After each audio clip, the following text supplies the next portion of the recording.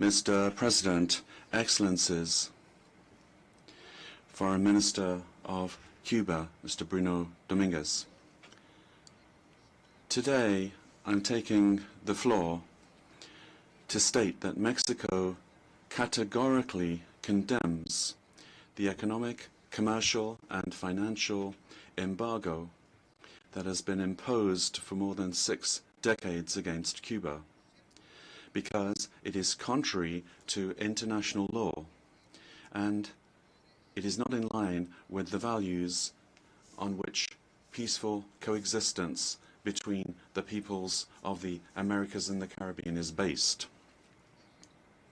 Mexico believes that the restriction on exports, the elimination of certain trade benefits, the hindering of the delivery of humanitarian assistance, and the obstacles placed in the way of obtaining credit from international financial institutions are all of them measures which are unjustifiable and unjust that must be suspended.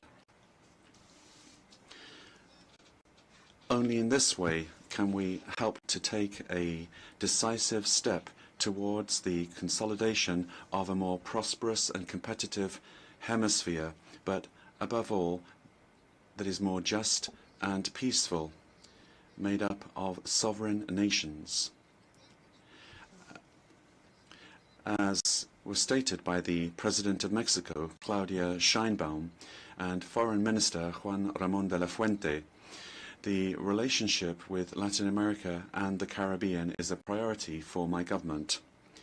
That is why we have worked very hard to strengthen processes of integration, to ensure a broad dialogue and cooperation with countries of our region.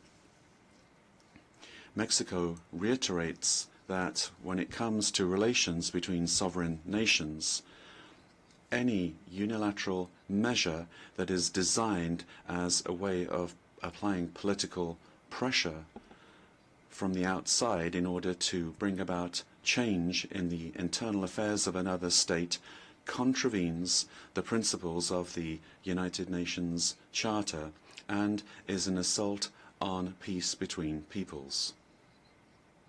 We firmly believe that there should not be unilateral sanctions of any kind. And once again, we express our firm support for Cuba, a country with which Mexico will continue to work in order to overcome the joint challenges that we face, and do this through cooperation, dialogue, and regional integration, as we proved in recent days by offering all of the help that we could to Cuba after the electric crisis, the grid crisis that turned out the lights on the island for several days. Latin America and the Caribbean is a diverse region, but with a spirit of unity that should be strengthened and not weakened by unilateral policies. Therefore, once again, we call upon the government of the United States to put an end to the embargo without further delay. What has been repeatedly seen is that what does not achieve its goals should be abandoned. The time has come to open up a new chapter and enable Cuba to fully participate in the global community without the restrictions imposed by this unjust and inhumane embargo. Thank you very much. I thank the distinguished permanent representative of Mexico for his statement.